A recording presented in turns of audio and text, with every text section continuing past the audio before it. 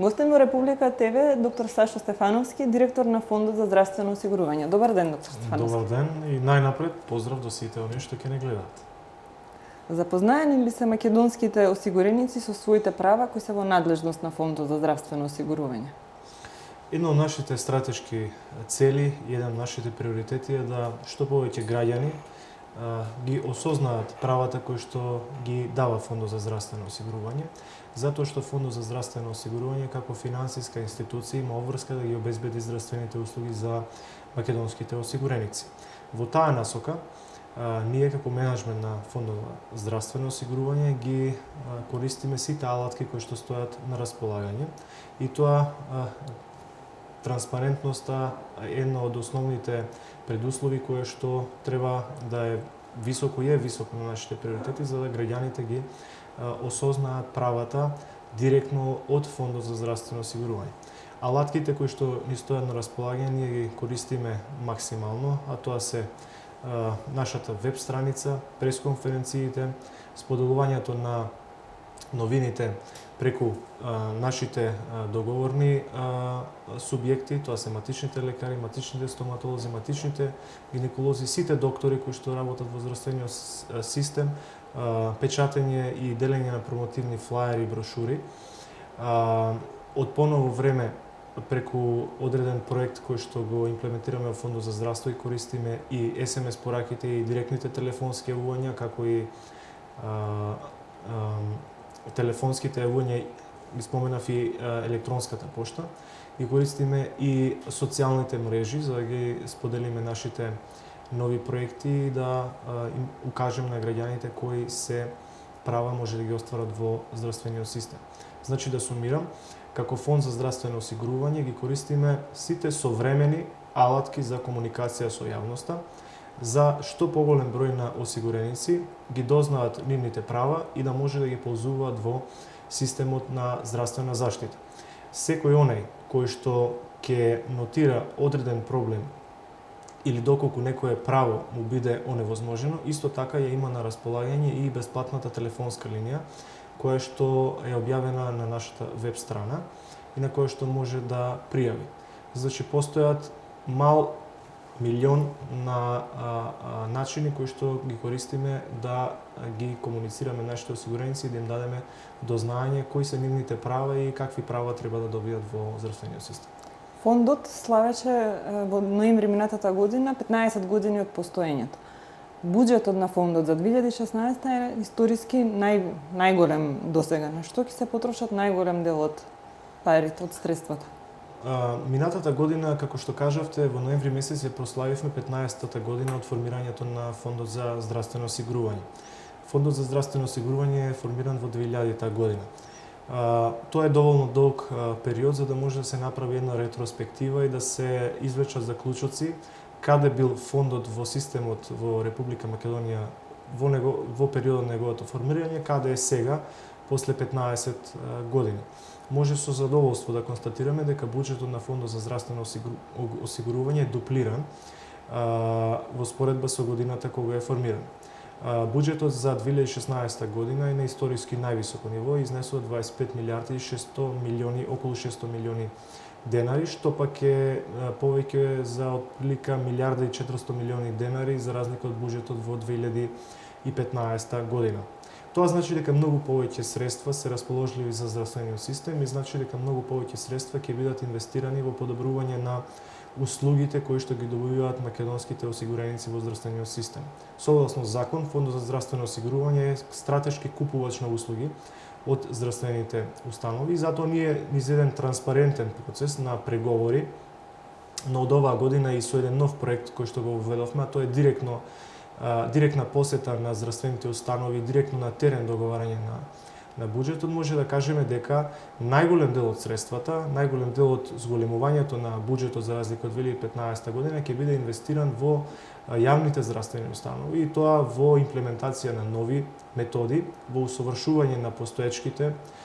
методи, затоа што ние силно сме убедени дека воведувањето на нови методи значи напредок во медицината, а сметам дека нашата улога е да го подобриме здравствениот систем и на тој начин да ги вратиме парите во здравствениот систем и да влијаеме да тој стане подобар. Инаку би сакал тука да додадам еден факт кој што е многу интересен, затоа што се поставува прашањето од каде фондот за здравствено осигурување, тоест од каде Министерството за финансии ги изнаоѓа овие средства за да ги даде како буџет на фондот за здравствено осигурување. И би сакал тука да го потенцирам фактот што здравството во секоја земја, па и во Република Македонија, е директно врзано со економската сила или економскиот раст на земјата, тоест силната економија. Ако во 2006 година во Република Македонија работеле околу 560.000 луѓе, во 2015 или 16 година работат 150.000 луѓе повеќе, тоест 150.000 луѓе се ново вработени, кои што издвојуваат дел од собствената плата и тие средства завршуваат преку Министерството за финансии во буџетот на Фондот за здравство. Значи, растењето на економијата, развивањето на Република Македонија, зголемениот број на вработувања директно влијаат преку издвојувањето на процентот за здравствено осигурување од бруто платата, и би споменал дека се работи за 7,3%, директно завршува во Фондот за здравство и ние тие пари ги трансферираме до здравствените установи за да обезбедиме доволен број на здравствени услуги и услуги со поголем квалитет. Исто така, многу значајно дека ова е еден од најмалите издвојувања во Европската Унија. Значи, Република Македонија е една од земјите во која што процентот на издвојување за здравствено осигурување е најмал. Значи, нашите граѓани се најмалку оптоварени со издаток од нивните примања за да бидат здравствено осигурувани, со што сметам дека сме една од земјите кои што максимално ги користат ресурсите кои што се на располагање и максимално ги користат средствата кои што ги издвојуваат граѓаните да добијат квалитетна здравствена заштита. За лекување во странство се планирани да се потрошат од буџетот 300 милиони денари. Кои случаи се приоритетни за фондот? Неколку пати сме истакнале во Фондот за здравствено осигурување дека без разлика на сумата која што е наведена како буџетска ставка за лекување во странство, сепак финансиските средства за оваа намена се неограничени. Ние ќе потрошиме онолку средства за колку што има потреба за да излеземе во пресред на нашите осигуреници да ги испратиме на лекување во странство доколку таква интервенција не се врши во Република Македонија, а тоа е потврдено од стручните конзилиуми на соодветната клиника каде што се третира пациентот. За нас приоритет се апсолутно сите случаи за кои што е поставена таква дијагноза за која што нема можност да се лекува во Република Македонија и се трудиме на сите тие лица да им излеземе во пресред. Но клучна улога во целиот систем го има стручниот конзилиум на соодветната клиника, затоа што со соодветен параф на релевантните луѓе во таа институција треба да биде издадено конзилиарно стручно мислење кое што ќе наведе дека таа интервенција не се врши во Република Македонија и се препорачува да се лекува во странство. По влезот на тој документ во Фондот за здравствено осигурување морам да кажам дека во изминатиот период направивме низа административни кратења со што значително го скративме периодот на одлучување по однос на добиено барање за лекување за странство, така што доколку стручниот конзилиум на соодветната клиника окарактеризира дека болното лице има витално загрозувачка ситуација, тогаш Фондот за здравство е обврзан да одговори на барањето и го испрати лицето на лекување во странство во краток рок, можеби 2 до 3 дена да ја заврши целокупната процедура. Извршени се измени и во делот на одредени правилници, каде што еден предмет не сме да биде разгледуван повеќе од 3 пати, тоест на третиот пат да мора да биде одлучено дали ќе се одобри или нема да се одобри лекувањето во странство. И уште една работа која што ја воведовме од моето доаѓање во Фондот за здравствено осигурување, тоа е што направивме специјализиран тим кој што има задача да ги следи сите социјални мрежи, сите медиуми и да ги лоцираме сите пациенти кои што бараат помош на различни начини, да ги контактираме, да им укажеме на правните норми и сите оние чекори кои што треба да ги превземат да се јават на лекар, да се обидат да добијат конзилиарно мислење доколку така процени стручниот конзилиум на соодветната клиника и подоцна да поднесат барање до Фондот за здравство, пошто ние низ соодветно утврдена постапка преку комисии ќе одлучиме и ќе го испратиме лицето на лекување во странство. Најавивте неколку проекти, како Фондот поблиску до пензионерите, Фондот се грижи за хроничните болни, заменување на класичното административно работење со електронско, проектот за електронска потврда за крводарители. Колку овие проекти ќе подобрат работата и ефикасноста на фондот? Добар дел од овие проекти се посветени и на формална и неформална комуникација со различни категории на осигуреници, така што ја користиме и оваа форма да ги запознаеме со одредени права кои што ги имаат во здравствениот систем. Фондот за здравствено осигурување се труди да, ќе повторам уште еднаш, биде високо транспарентен во неговата работа, тоест да бидеме транспарентни во она што го работиме, и затоа во нашата програма се зацртани проекти кои што таргетираат одредена категорија на осигуреници. Такви се овие кои што ги спомнавте, Фондот поблиску до пензионерите, имаме одлична соработка со Сдруженијето на пензионери и секоја година остваруваме повеќе работилници на кои што наши стручни лица од Фондот за здравствено осигурување ги пренесуваат новините кои што се исклучително важни за оваа категорија на осигуреници. Фондот се грижи за хроничните болни. Тоа е еден нов проект кој што го почнавме минатата година, кој што е наменет да ги комуницира оние луѓе кои што имаат проблеми од хронични болести. Тоа трите најчести незаразни болести, тоа се кардиолошките, бубрежните и дијабетосот, а кои што болести се утврдени од матичните лекари со кои што имаме одлична соработка. Тимовите кои што се формирани во Фондот за здравство имаат задача овие луѓе да ги комуницираат и ги потсетуваат дека е многу важно да, бидејќи се во ризична категорија, да навремено посетуваат лекар, да водат добар живот и здрав живот, да формираат здрави навики за да не развијат болест или да не им се искомплицира ситуацијата. Од неодамна почнавме еден нов проект, тоа се отворени денови на Фондот за здравствено осигурување, во кој што имаме можност директно да се среќаваме со нашите осигуреници, да разговараме на различни теми. И наш силен фокус е развивањето на електронски услуги кои што ќе ја заменат досегашната класична работа на Фондот за здравствено осигурување, тоест да можат нашите осигуреници и сите чинители во здравствениот сектор добар дел од постапките да ги вршат директно од нивната ординација или директно од дома, без да доаѓаат во подрачните служби на Фондот за здравствено осигурување. Еден од тие проекти е електронска потврда за крводарители, што сметам дека е еден од поуспешните проекти кои што ги имплементиравме изминативе месеци, а тоа е во насока да им се даде можност на најхуманите граѓани во Република Македонија, оние кои што даруваат крв и кои што стекнале право на крводарител, кои ќе остварат право на здравствена заштита, да не бидат малтретирани и да покажуваат докази, да се објаснуваат и да потенцираат дека се тие крводарители за да го стекнат правото и да бидат ослободени од партиципација согласно закон и согласно програма на влада, туку здравствениот работник директно во софтверот веднаш да види дека тоа лице е со статус на крводарител и на многу лесен, едноставен начин, многу фин и културен начин тоа лице да помине низ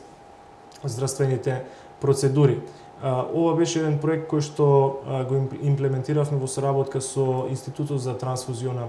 медицина и морам да го истакнам моето задоволство дека наидува на одличен прием од оваа категорија на осигуреници и се чувствуваат задоволни затоа што веќе ги нема оние административни бариери кога требаше тоа лице да доаѓа во Фондот за здравствено осигурување, да подигнува потврда со која што ќе потврдува неговата хуманост, па тоа да го прикажува како доказ кога ќе оди на лекар и така натаму. Изминатиот период се воведени и други електронски услуги кои што ја подобруваат и работата на Фондот за здравство генерално.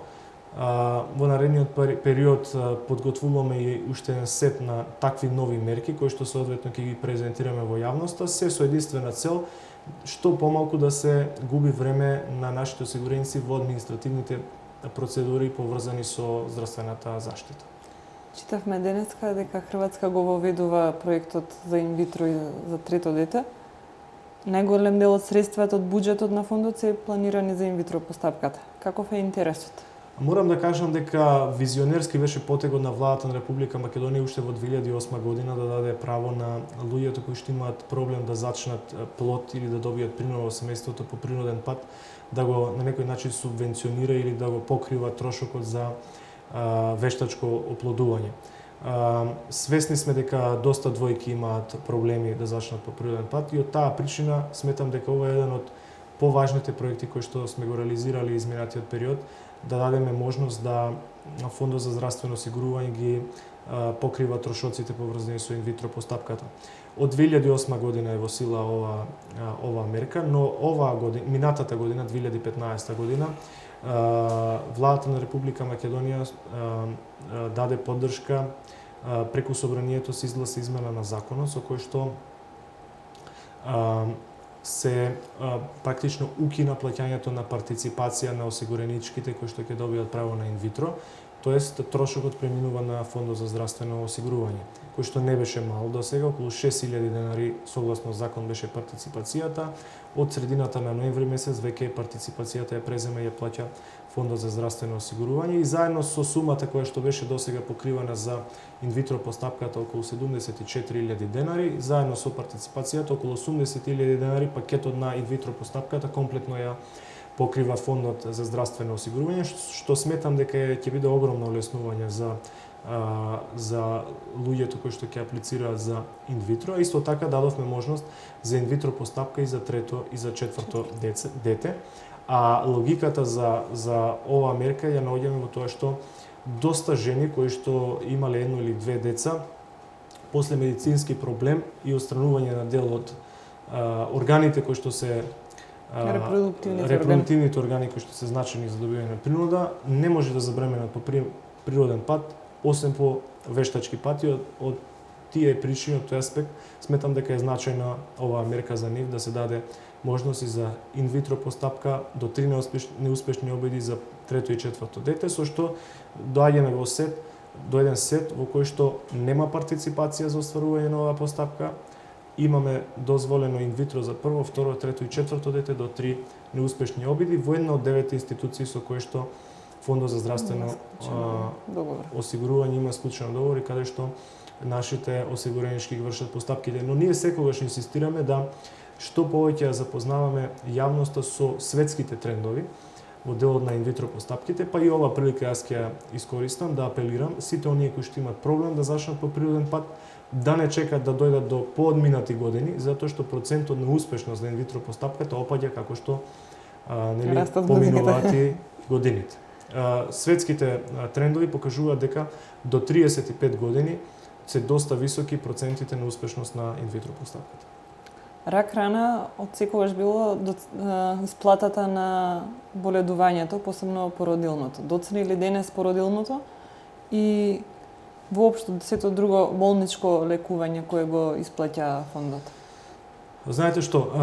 ова беше еден од сериозните предизвици изминатиот период, но морам да кажам дека повеќе од 6 месеци функционира новиот софтвер во Фондот за здравствено осигурување, кој што гарантира исплата месец за месец на породилното боледување, тоест боледувањето на мајките кои што се на породилно боледување и останатите боледувања.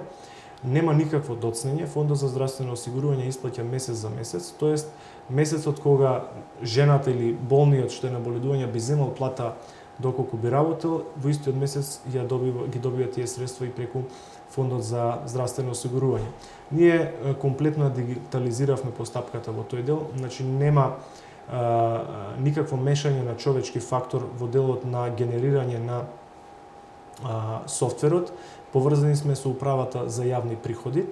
од каде што ги влечеме податоците за исплатите додека лицето било во континуиран работен однос. И штом лицето го стекне правото на породилно боледување или боледување, понатака влегува во процесот на исплата месец за месец. Значајно е тука да се спомене дека се изврши и неколку законски измени со кои што се дадоа дополнителни права на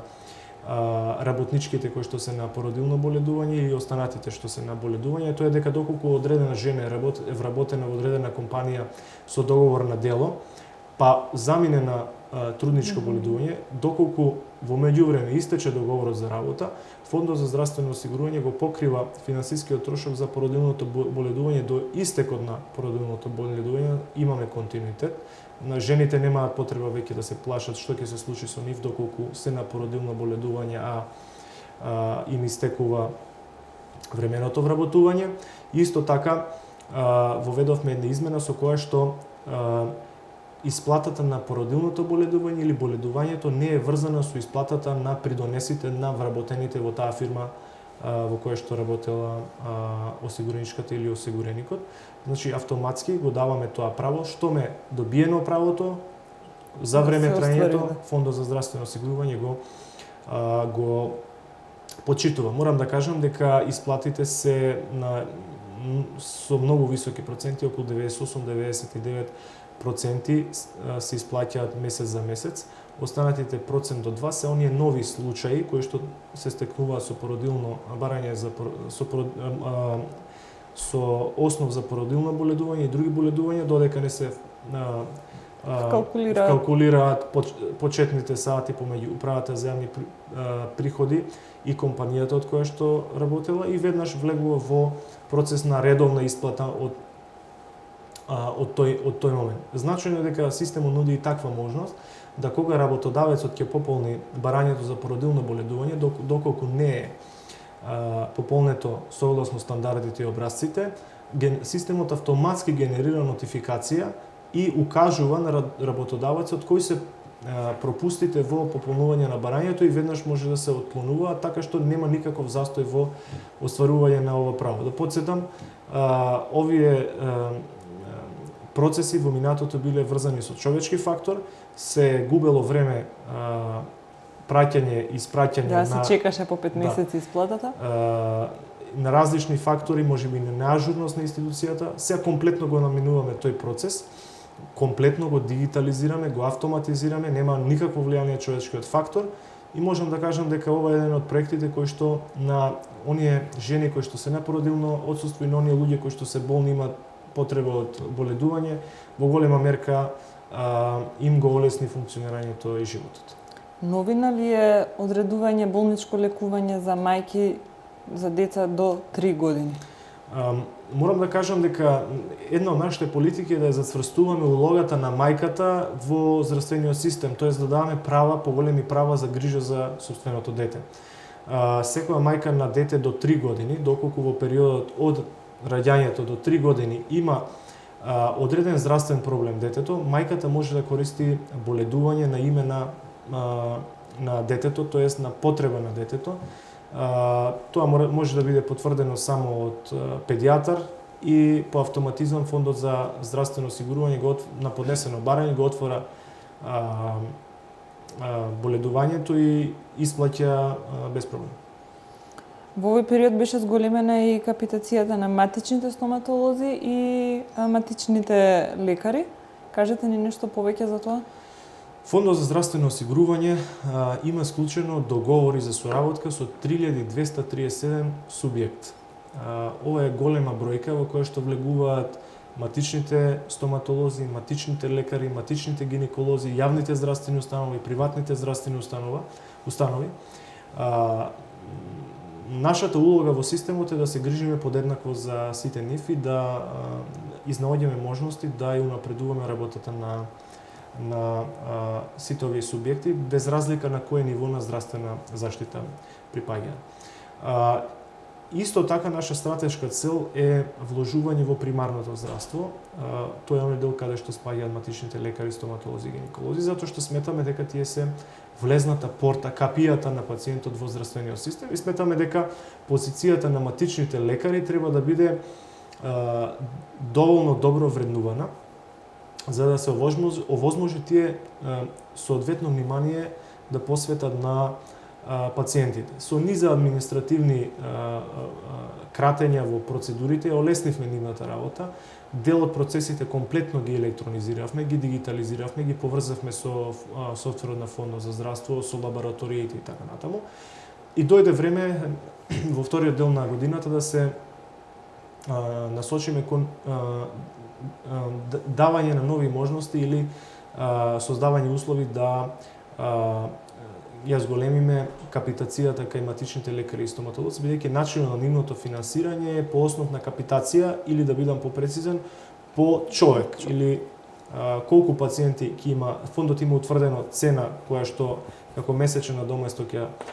префрла до лекарите по човек и тоа се множи по број на луѓе кои што се лечат кај тој доктор. Кај матичните лекари ја зголемивме капитацијата од 50 на 55 денари и таа мерка влегува на сила од 1.7.2016 година, додека мерката за зголемување на капитацијата кај стоматолозите влезе на сила од 1.1.2016 година. Сметавме дека овај чекор е неопходен од проста причина што преку 1.740.000 луѓе имаат избрано матичен лекар, а преку 1.300.000 луѓе имаат избрано матичен стоматолог. Сметавме дека исклучително е значајна мотивираноста на матичните лекари и стоматолози да се грижат за пациентите и на овој начин сметаме дека ќе создадеме подобри услови да тие тоа и го прават. Функционираат руралните аптеки, оној проект кој беше најавен? Само за појаснување, за сериозноста на средствата кои што Фондот за здравствено осигурување ги издвојува во делот на аптеките, тоест снабденоста со лекови за граѓаните, тоа е отприлика околу 2,5 милиарди денари на годишно ниво. 2,5 милиарди денари фондот има на располагање и ги троши за набавка на лекови кои што граѓаните ги подигаат преку аптеките и се на рецепт. Фондот има склучени договори со околу 768 субјекти во дејноста на фармацевскиот сектор, кои што нормално ги дистрибуираат лековите до нашите граѓани. Еден од најзначајните проекти кои што Министерството за здравство го инициираше, а ние склучивме договори со тие субјекти, со аптекарските станици и руралните аптеки, е тоа што го направивме уште подостапен лекот за граѓаните на Република Македонија без разлика на подрачјето на кое што живеат. Со новите аптекарски станици се околу 68 на број и руралните аптеки, за преку 150.000 граѓани овозможивме поблиску до нивното место на живење да имаат пункт од каде што ќе ги подигнат